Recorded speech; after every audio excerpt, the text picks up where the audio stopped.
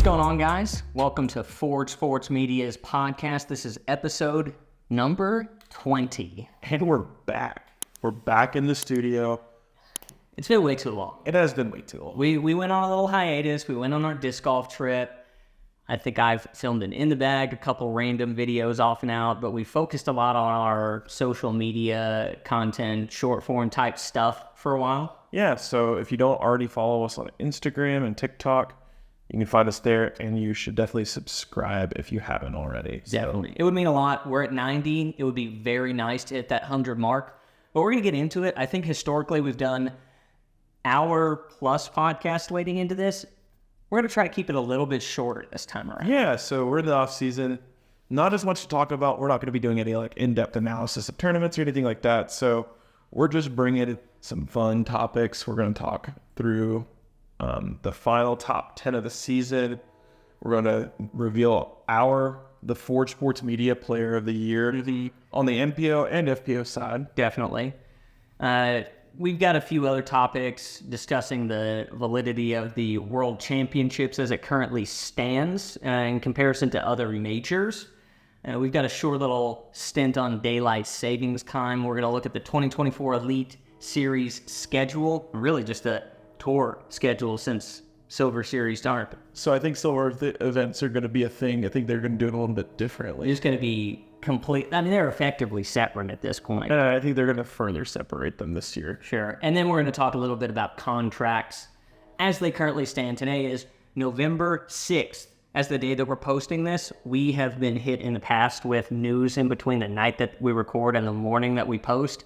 So I apologize if that happens by any means, but let's just get into it. But then when our predictions are right, then they know that we recorded November 6th. Correct. So to start off, we're going into our Player of the Year debate. We're going to go NPO and FPO, and as of recording right now, I mean, I don't have my phone on me. I hope my wife doesn't need me. There has been no announcement of the official Player of the Year by the Disc Golf Pro Tour. Yeah, so this is unbiased from them. You know, we have taken into our own thoughts, and I think we can just go ahead and get FPO out of the way. I was going to say the same thing.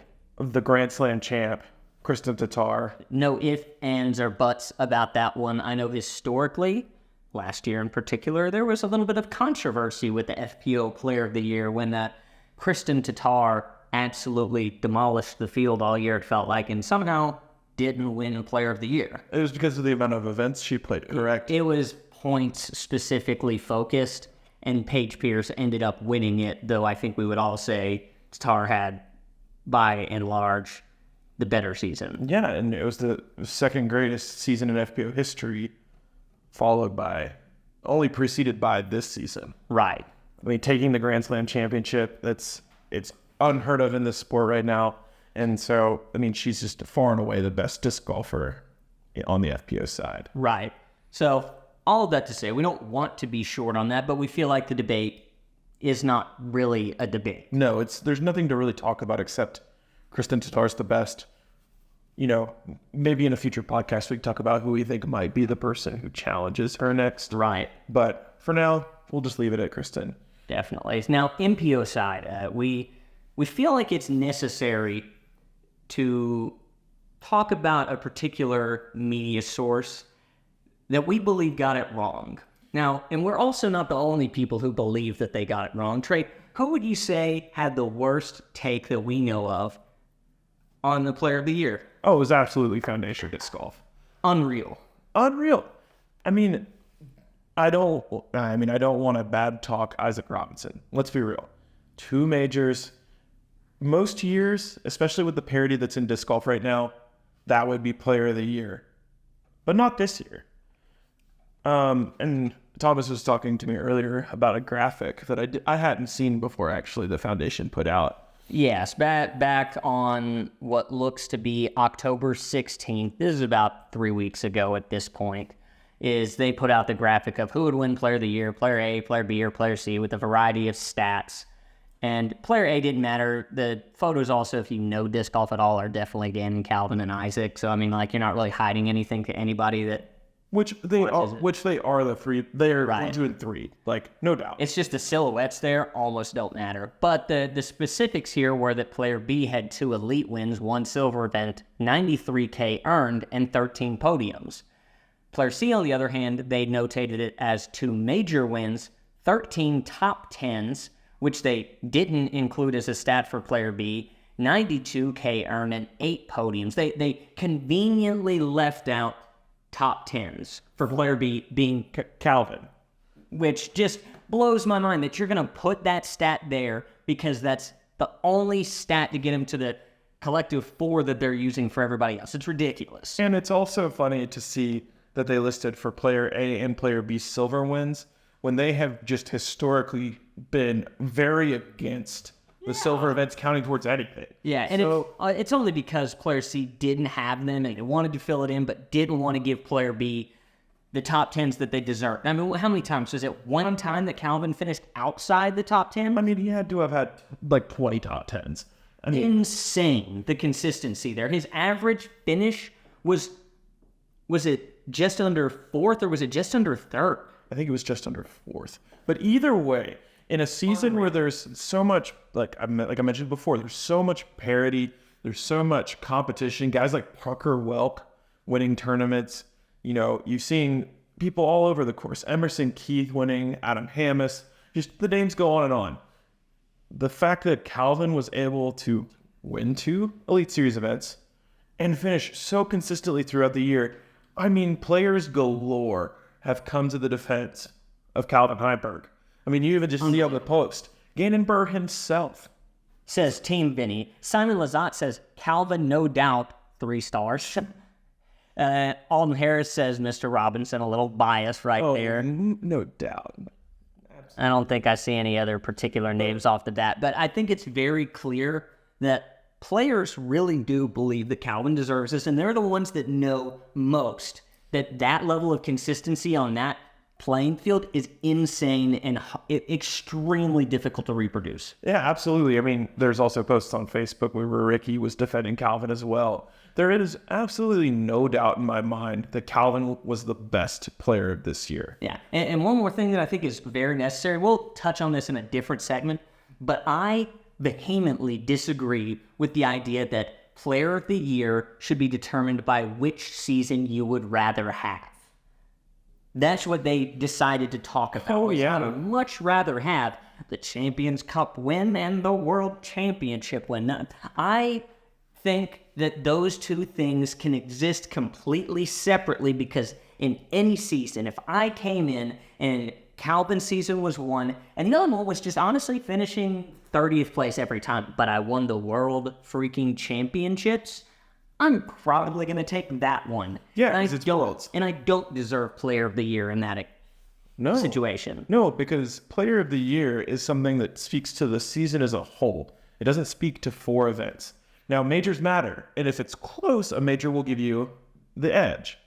But when the separation is very clear on average finish and podiums and top 10s, which, again, Foundation decided they were just going to leave out on their figure, it's just clear. Let's just note, Las Vegas Challenge, Isaac finished 82nd. Waco, he was 45th. Texas States, he was 52nd silver, but it doesn't matter.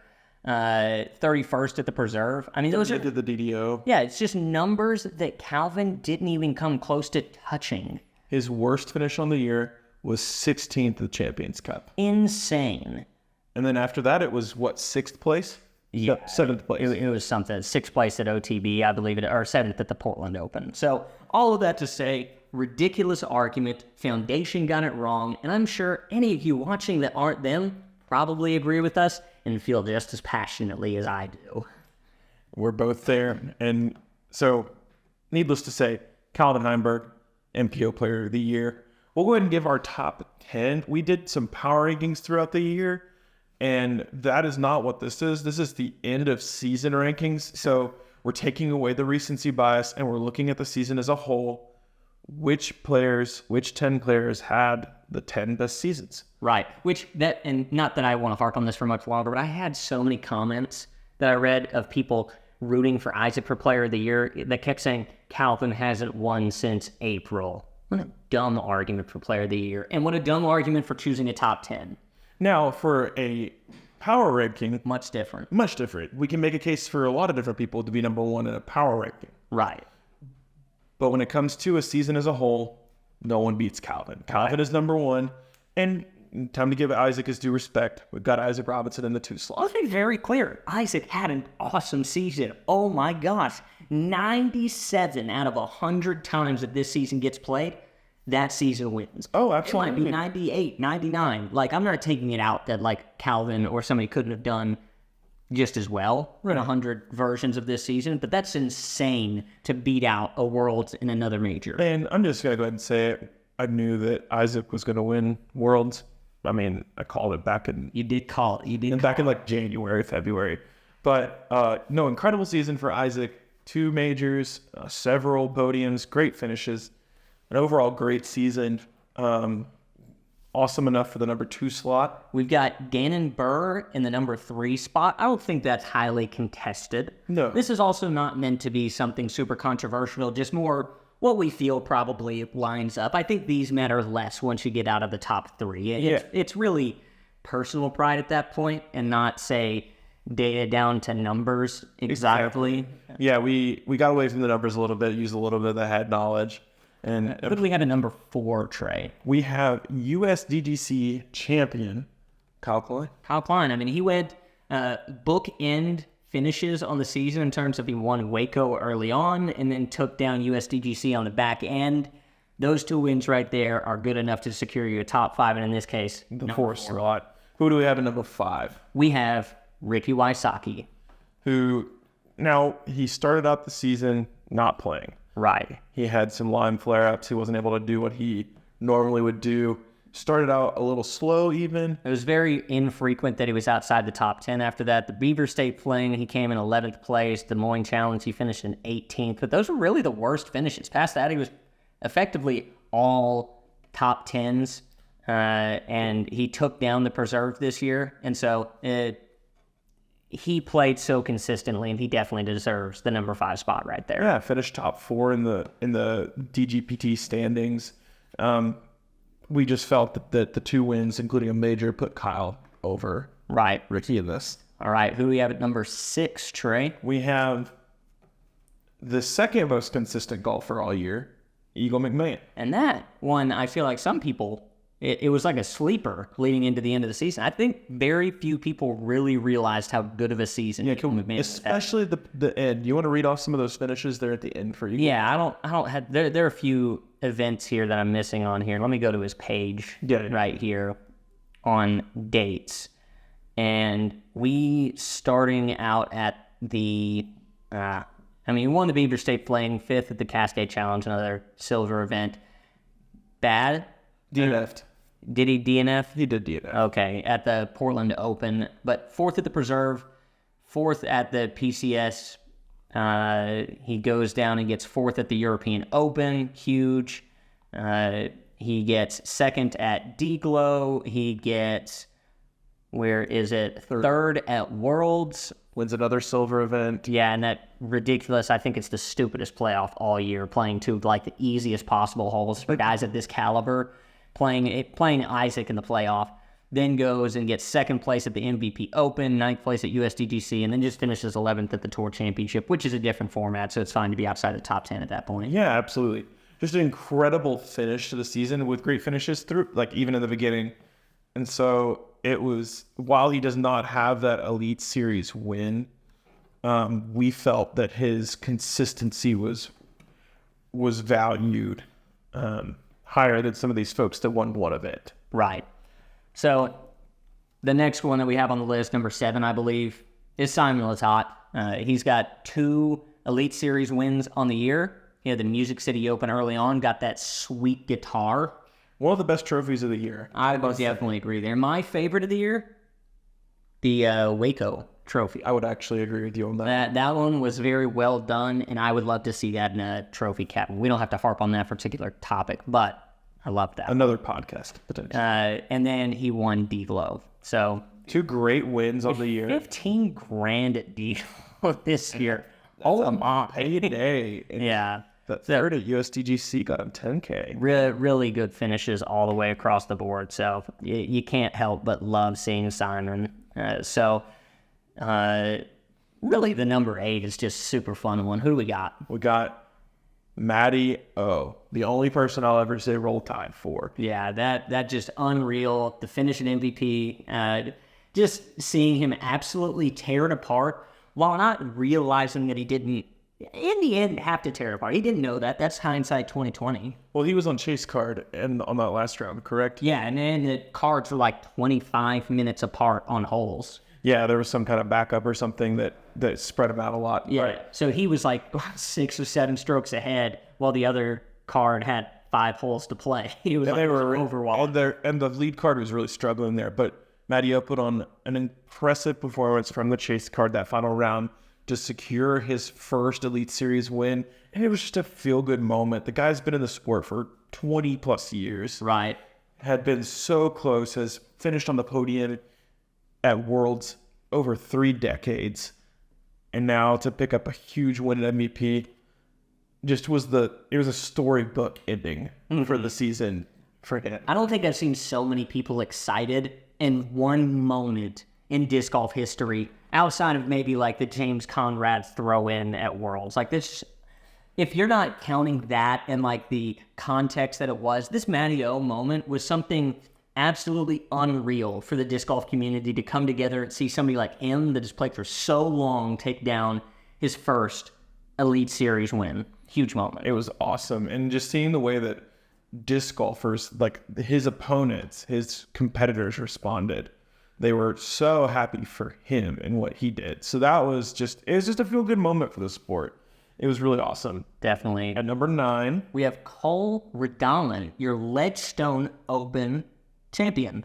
And he was poised for a breakout season this year. He was poised, as Trey would have said at the very beginning, poised for a breakout season. Gets another really good trophy of the year. That normal cup-style trophy. Yeah. I liked it. It was a good trophy. He had a great season. He had a couple of tournaments here and there where he faltered. But overall, just a pretty consistent player. Third at Waco, several top 10s. Second at the Preserve. Finally got the Ledgestone Open win. Third at D-Glow. Just a very consistent season. Like, got on the podium quite a bit. Right. And so we were impressed with him, and he was the clear-cut 9 spot. Definitely. Now, 10 was a little bit harder for us. This is where the gut came in a little bit more because you kind of came down to, do I give to somebody that won one event but didn't really do that great outside of that? Or do you give to somebody who just played consistently all the way across the board? And that's where we landed. Who do we have at number 10, Trey? We've got the proctologist, James Proctor. Yep, that's a good one right there. I mean, talk about somebody who early on in the Ford Sports Media history, he retweeted one of our videos where we mentioned him in one of the shorts. He reposted it. I think he was actually the first disc golfer to repost our content. Shout out to you, James Proctor. You got Ford Sports Media on the map. That's right. That was when we thought, how cool is it that we could just make content for people to see? And, you know, that fun moment. It was a really fun moment.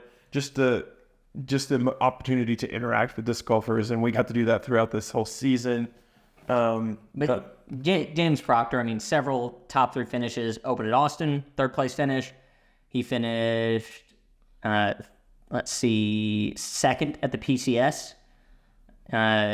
Plenty of top 10s out here. I mean, 9th is that D-Glow right there. He picked up 10th at Worlds. I mean, you can't help but love it for the guy. I mean, just absolutely crushed it this season. It was his first full season on tour, and he really showed out.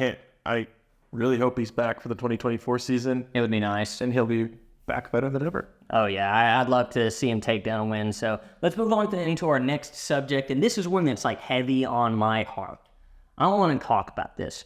Do we think that Worlds, in its current format, not historically, because there's a lot of change over time in that area, is really that much different than your current different nature, Champions Cup, the European Open? Do we really think, the way that we mentally calculate it right now, everybody kind of views it as like almost like 2 majors. It's like, I would much rather win Worlds than the European Open and Champions Cup. I'd say the average person probably would rather that because your name is kind of like marked in stone in history for that. Yeah, that was the mark of getting your signature on a disc. That was the mark of like Tour Series discs. You could basically do whatever you wanted at that point. So this is not where Trey and I have pre-discussed or like have a certain like spot that we've collectively landed on. But Trey, what do you think about the world's value as it stands? Yeah, I think there's a level of prestige that comes from the World Championships. It was the first major. It's where everything started. It's the event that everyone came to, 20, 30 years ago, before there was a tour and before there were a bunch of events, where it was really, you could actually tour. That's the event that everyone came to. You actually had people come out of the country to come and play in this event. And it added just this level of prestige to it. And, we added events like USDGC. We added the European Open. At points, it was the Scandinavian Open. They went to Australia. They went to Japan. They added these events. But really, Worlds is where it was at. And now, but that has changed with the Disc Golf Pro Tour. Mm-hmm. I think that is what has really kind of shifted at least the amount of players that show up for the World Championships. Right. And so, or like relative to other events, you have guys like Niklas Antila and Linus Carlson and Knut and others, Krista Tatar even, that are coming to America to tour in the Disc Golf Pro Tour. Whereas 5, even, 10, maybe even 5 years ago, those folks would show up for the European Open because they're in Europe, but then they would come for Worlds and maybe USDGC. Right. And that's just completely changed. And so I think, to me, Worlds still has the prestige and the history, and that's what kind of upholds it above others. But in reality, I think we're going to start seeing a shift in focus to having more of a Calvin Heimberg-esque season as opposed to like the World Championship and, like you said, a bunch of 30th place finishes. Right. You mentioned that before. You would rather win Worlds and have an average finish of 30th than, win 2 events that aren't a major and then just have a super consistent season. I think that shift is going to happen, and it's going to happen sooner rather than later. I hope it does. What I would love to see happen, and my opinion on this has changed a lot over time. I used to look back at the history of disc golf and say, why on earth was the World Championships 9, 10 rounds long? Why on earth would they play that much disc golf in such a short period of time? Okay. And now I get it. Mm-hmm. It all makes sense.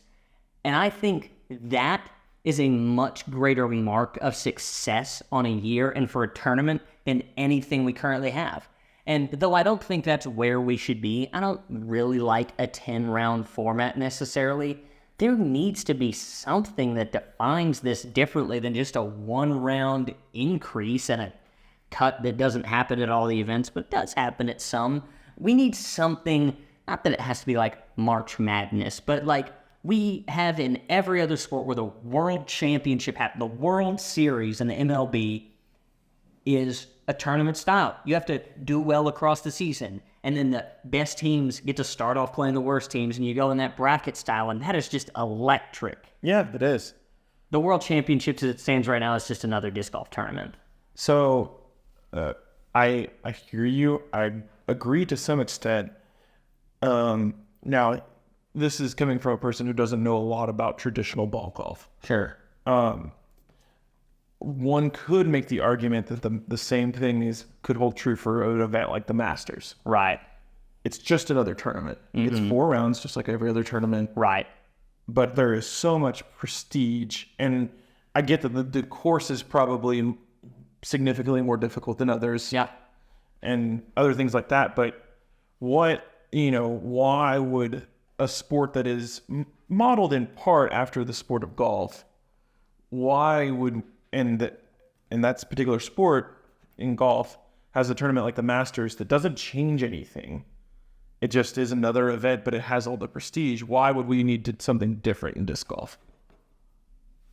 I think the difference here is that this just happens to be one location that has done something very unique to sports, and it became so exclusive to the outside world, and the fact that you could not play this course ever unless you got invited to play in the tournament or you were a founding member of the course. And that just creates this ominous distance from the course as like the average person. Like there are so many normal people. I think I'm kind of cool. Like I think we're cool people. We're pretty cool, but we're like normal. I'm not some like rich person. I mean, we're Ford Sports Media and we're massive and, millions follow us. But there are people out there that like every year it is tradition for them to wait for the email to come in and just put your name in for a chance at getting tickets to one round for the next year just to watch. And that's, again, golf on a much different level than disc golf. Absolutely. We don't have that opportunity. We need to be inclusive as much as possible. You can't do that at our current level of sport. But that's what creates the distinction there is just like, and if you win that tournament, I would venture to say most people, it's not to say that I won the Masters, but rather that I get to be a member at Augusta National Golf Club. Okay. Because you get to be a member as long as you pay your dues. You get to go there, go to the clubhouse, eat there with whoever is there. I mean, my dad has had the opportunity through business to play there. And Dad just told me while he was eating, just seeing a variety of celebrities that like he would have never expected to see. And Augusta's also the type of course that like for a period of time, I don't know where we land on this right now, they wouldn't let Bill Gates become a member regardless of what he was willing to pay to be a member, because it was about prestige and like a limited quantity of people being there rather than money. Like they stream it for free. They don't charge. You can watch the tournament for free online, whereas everything else it's like you have to have a CBS membership or any cable subscription to watch. So I think it is different for the players, and they care more about getting to be part of that exclusive club than it is about saying I'm the best golfer of the year. Understood. Cool. So it's very odd. It's a very unique thing that I don't think another sport has, which is different. So, low-key, is that what you guys Crossing's trying to do right now? They could, and I'd be interested to see where they go. But that's my 2 cents on like Fair enough. The slight difference there, and it being less about being the best golfer of the year and more about the cool thing that you get to have for history of being able to play there whenever you want. And yeah, I hear that. There just has to be some change. I'm not sure what that looks like. Maybe one day I'll sit down and brainstorm. Maybe I'll just ask ChatGPT what the right way to do it is. Or if you guys have already figured out, let us know in the comments. Yeah. So, unless you have anything else that you'd like to touch on, that's my, few minutes on that. I just feel like it's worth discussing because people care about it so much. To consider somebody the best player of the year, which isn't how the Masters even works. Like Tiger had so many seasons where like he didn't really win that many events, but he played so consistently that he got it. Brody was talking about this, and I saw a stat on Reddit one time that went through one of Tiger's seasons where he didn't win like more than a couple events. He might have won the Masters. He probably won a major and then another event. Honestly, I don't even think he won a major in the set. I'd have to go and find it, but like he won Player of the Year, and other people won all the major events because he plays so consistently. And so that's what matters. I'd have to find it, but different day, different time. Now, something else that is equally as important is the debate on daylight savings time. Should it exist? No. No. Why does it exist? Why is it that I have to end my work day and look out my window and just question why is the sun going down? Already. For folks who work, the classic Monday to Friday, 9 to 5, when you get off at 5, you got 30 minutes of good sunlight left. It's so sad. We can't play disc golf. We can't play disc golf Monday through Friday. I did some research on it. My phone's over there, and I just really don't want to get up and get it. That's interesting. There's a New York Times article that I was reading through. I'm like, we're New York Times guys. At least you play the games with us now. I do play the games. And maybe that's what Ford should start doing is you and I do either a crossword battle. Like, we both record our screens and we see who can do the crossword quickest. Or we try to do, like, some of them together, like a hard connection. We could do connections together. Grace might kill me if I did connections without her, though. Yeah. For content, she'd be okay. Maybe. I don't know. That connections is a big thing in our life. Like, it's unreal how, like, it is, like, for the last 2 months. Wait, real quick. Before we get off the subject of our wives, my wife recently made a post on Instagram. I did. She has finally admitted that she enjoys disc golf.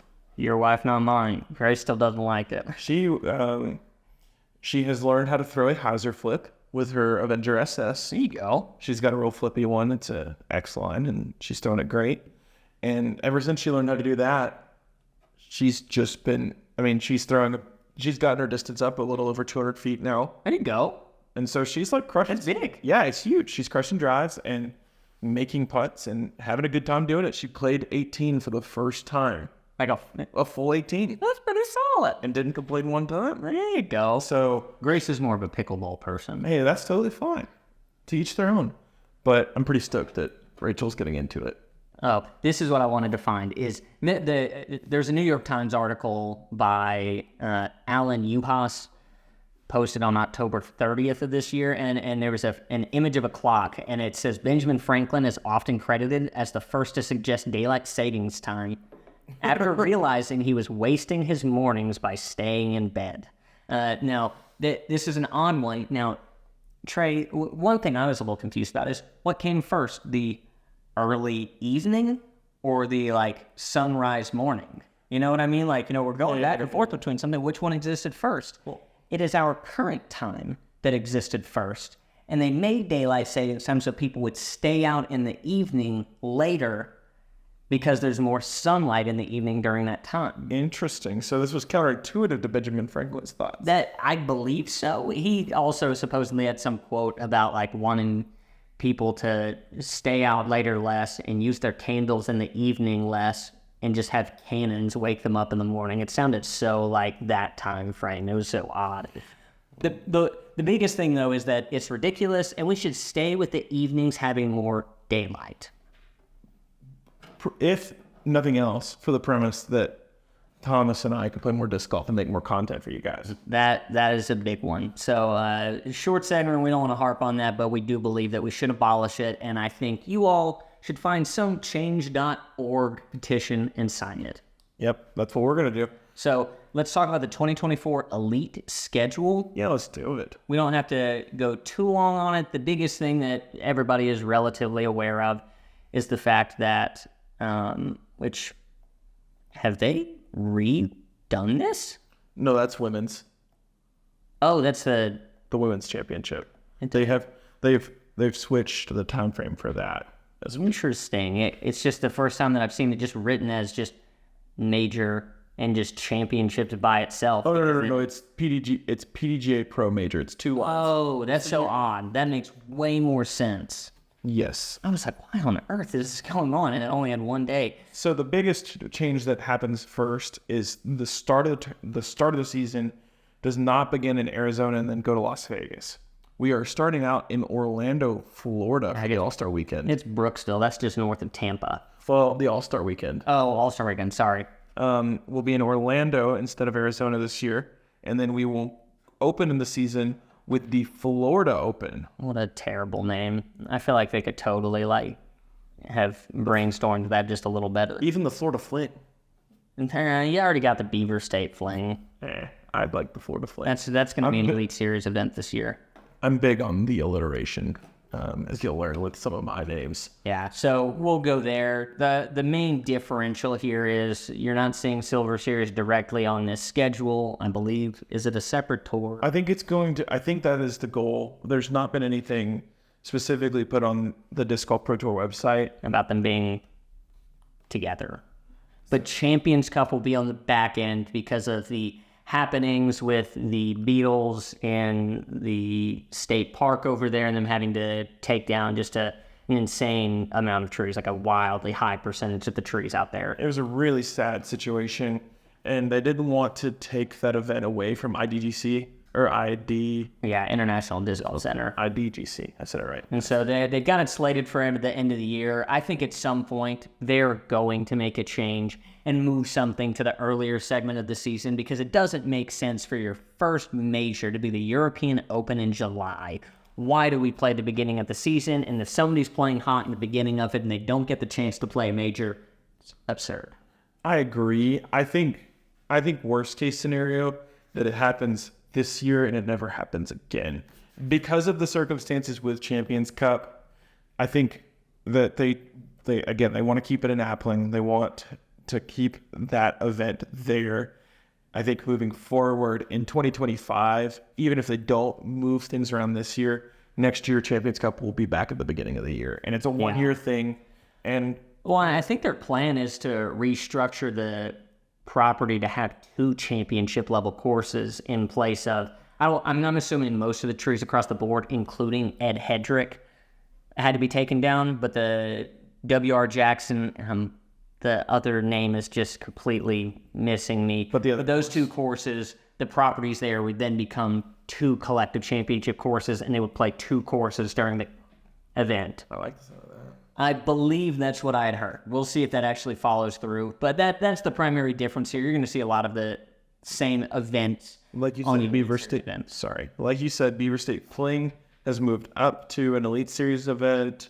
It looks like, was Texas State a silver this past year? I think it was. I think it was, because the Open in Austin was an Elite Series event. So Texas State gets bumped back up. I think 2 years ago it was an Elite, down to silver, now back into an Elite. And that's the only difference. I mean, this year, why am I forgetting? Green Mountain is back because it was Worlds last year. Correct. And then Worlds, of course, will be in Lynchburg, Virginia. That'd be really cool. I believe 2 different courses. They're playing New London and Ivy Hill. Yeah. Which we bashed on Foundation. Now we'll give them a little bit of a shout out. They put a really good video out for a practice round with Brody, Hunter, and Trevor. Yeah. Of Ivy Hill, so you should check that out if you want to see that course. Looks pretty hard. Oh yeah, it played harder at the Battle of the Border in round 2 than New London did, which is insane. That is insane. Considering New London is crazy. Shout out to Chris Dickerson for winning the Battle for Bedford. Gotta love it. So that's kind of it for the schedule. There's nothing else particularly big, I think, that we have to notate on that. Yeah, I agree. I think it's going to be pretty similar to last year. I'm interested to see what they do with the Silver Tour. I think it's a great move if that's what they're going to go to, where it's a different tour card, different players. It's an opportunity for some of these players that are not quite on the scene to get to work their way up. Right. I think it's a good move for the sport. But transitioning a little bit here, we'll end our final topic. It's going to be a little off-season player sponsorship. Yeah, so there's a lot of people slated for either re-signings or movement. And we've notated a few that we think are more noteworthy, at least worth discussing briefly. We don't have to go through all of these that we've selected necessarily. No, I think, and we can go through some of them quickly. We could even start with Paige Shue here. I think it's likely that she re-signs. I agree. So we would say that Paige Shue she's just been a big ambassador for Disc Golf this year, and I don't foresee that change. And I don't see her taking a bump up on the team level. I think she'll stay Ledgestone. I agree. Zach Melton, we believe, will stay and will captain again. Agree. Right here, we've got Aaron Gossage is probably one of the bigger ones right here. Honestly, he's got so much value that I don't think Discraft has the ability with their current team to be able to really pour into Gooks. Oh, so... I mean, I'm convinced that Aaron really could get more money somewhere else, and it wouldn't surprise me to see somebody like MVP pick Gossage up. I mean, unless for some odd reason, the way the season goes is that MVP also gets Eagle, which would be crazy. I doubt it. We'll get to that later. But I'm gonna call it just as like a generic change in MVP. Okay, so I'm actually thinking that he will change as well. My realistic pick is that he goes to one of the trilogy brands. Sure. So we'll throw him on West Side for me. But what I would love to see happen is there's a small company, we've talked about them before, Osuma Disc. Now, no. Hang with me here. They just had their 4th disc drop, and it is the Goose. Oh yeah, I do remember you mentioning that. So the Goose, throwing the Goose. That would be insane. We've got Holland Handley next. I think she stays with Discraft. She just took down a dub. I'd say she's probably happy with her contract after that, unless for some reason Innova is like ready to drop some money in that area. And if I'm not mistaken, Innova doesn't really have that signature FPO player. I mean, they got Haley King. I think Haley King's moving too. You think so? And I think that She was a Discraft prior, right? she was a Was that Discraft when Innova this year or the year prior? She was at Discraft 2 years ago. Yeah. What do you think Holland's going? I think Holland's going to Innova. I think they lose Haley and gain Holland in a pretty lateral move, I'd say. But Holland coming off the win at Throw Pink, controversial nonetheless. It is what it is. It is what it is. We've got Chandler Fry. You've got a particular discussion on this one. Yeah, I have.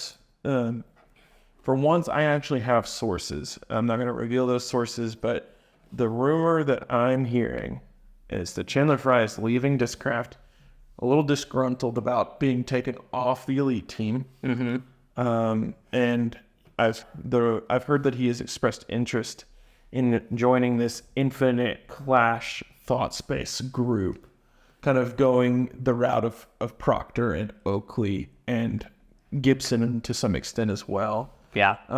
I would not be surprised if this season Chandler Fry is throwing a mixed bag. That would be interesting for sure. We've got Evan Smith we listed on here. I think he's going to stay at Clash, but I think he's somebody that should be on your radar if he's not currently on your radar. I agree. Now we've got Alexis Mondahano. Will she stay Discraft?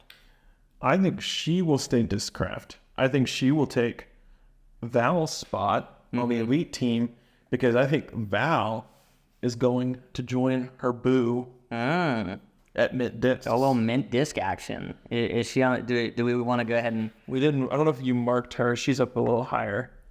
But yeah, I really do think that. Yeah, I see her right there. I think Val is going to make the move and join up with Mason at Mint Discs. I think she's going to stay at Discraft, and they're going to go and just stay the sister duo that way as they have been. See that as well. We've got Haley King out here. I think Innova's going to stay strong and hold on to what I believe is their top FPO player. Am I missing?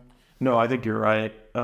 There's definitely some great players. Sure. But I think there is a team that's going to lose a little bit this year. And is going to have a little bit of room on their roster. This team doesn't have quite the FPO star. And so I think Haley King is going to be throwing Prodigy. Ooh, that's a hot take right there. Well, I mean, it's not a hot take really because Prodigy, they have Carolyn Henderson. She's a new player. Well, and she's injured right now, so it's hard to say what's going to happen next season. Exactly. So they don't have this key player. They had Heather Young for various different reasons isn't playing anymore. And so they're looking for that key player to like kind of round out that FPO team. Sure. I think it's going to be Haley King. All right, we've got Chris Clemens. Currently with Dynamic, contract ends this year. As of now, I think he stays with Dynamic. He seems happy where he's at.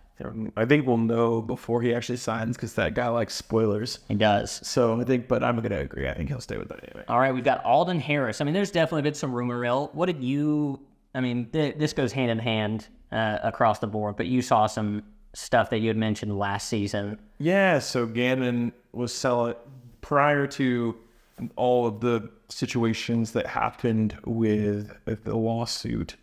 He was selling his Prodigy discs, and he says this is something that he does every year. I've only seen it the last 2 years. I've been part of that Prodigy group for years. I've only seen him selling the past 2 seasons.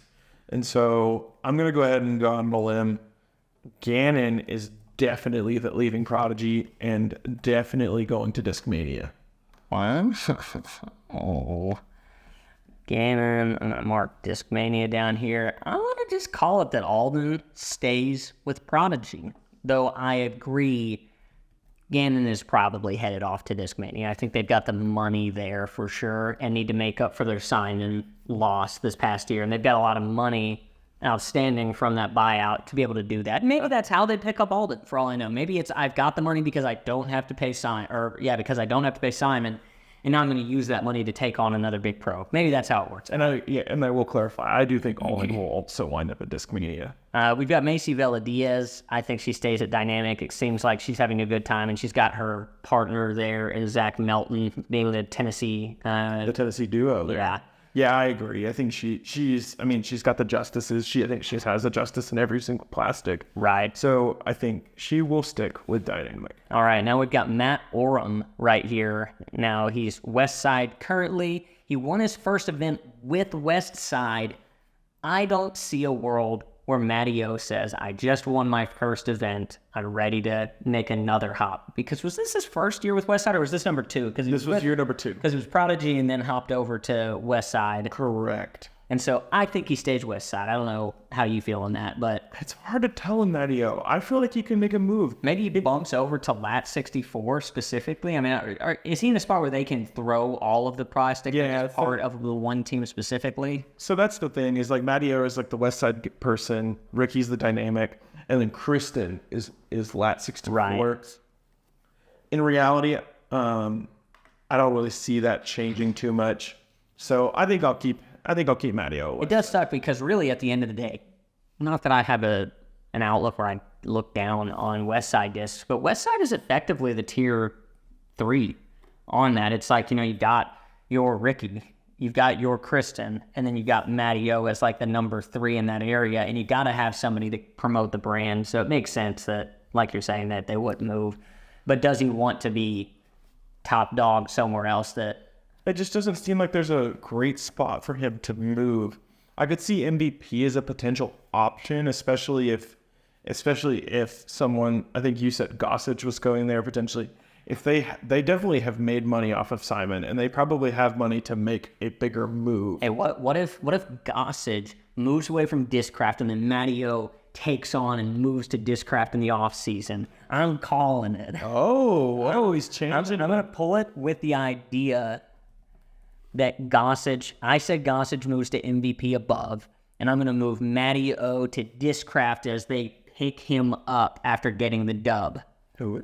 All right, we have Niklas Antila, currently with Discmania. So here's the thing. Discmania, in my head, is getting Gannon and Alden, and is probably going to re-sign Eagle. I think that's probably going to happen as well. There's a company that Thomas mentioned. I think they're gonna have an open spot on their top tier team. This team doesn't really have a huge European presence. I think Niklas Antila is gonna be on Team Discraft. And would be a great addition. That would be a thing. That would be crazy. We both have Eagle as Discmania. I don't want to make light of that. That's a big contract, but I don't see Eagle making that move. It's like I didn't see Simon, and Simon wouldn't have done it if it weren't for something insane, and I don't think there's somebody ready to drop Eagle money right now. No, there's no one ready to drop that $1 million contract. Now, it would be wild if MVP went and stole Eagle from them as well. Right. The last one is Paige Pierce. I think she stays with Discraft. Do you think there's any other potential movement? Hasn't she been a little bit of everywhere? Yeah, she was Prodigy. She's been Innova before. Now, is she a Texas native? No, I don't know if she lives there now. I think she lives in Florida now, so I don't know what'll pop up on there. Sure. It says location on the PDGA is Pensacola, Florida. I'm not sure. I know she has Texas roots. How wild would it be? If she went Lone Star? Because, I mean, think about it. If Discraft has, they've got some great FPO players. Holland Hanley might stay. Paige Pierce coming off an injury. It would be pretty sick if she went and made a name for herself. I think if Discraft for any reason tells her in like the offseason, like, hey, we don't plan to keep you on the elite team because she's been injured, hasn't played as good in the recent, and there are a lot of factors out there. Paige Pierce is an awesome disc golfer, but if for some reason that happens, I don't think that's out of the possibilities. I think if something like that happens, she would explore. I think so too. There is a team that we didn't consider here, and it's DGA. No, Clash. Clash is making a move. She was sitting at the Clash booth with Erica Stinchcomb the entire time during the Music City Open. Oh, we're calling Clash TSA. I'm in. Yep. I think she's got good friends in that area, and that could be a possibility. So are we good on that one? Paige Pierce, Clash Discs as top player. I'm all in. That is not out of the realm of possibilities right there. So we're making the big observation there, just from like our little experience out that way during the Music City Open. So I think that wraps up our list. Yeah, and I think that wraps up our podcast. There we go. And it was good to be able to get back, sit in the booth. We're using the different mics. Historically, we've used a separate one. Hopefully these are fine, but we're going to call that a podcast. I don't know how long we've been running. I think it hasn't been an hour yet. My camera hasn't overheated, I think. So we're doing good then. Definitely. So we appreciate y'all for watching. And we'll be back next week. Let's make it happy. Thanks for watching. Like and subscribe.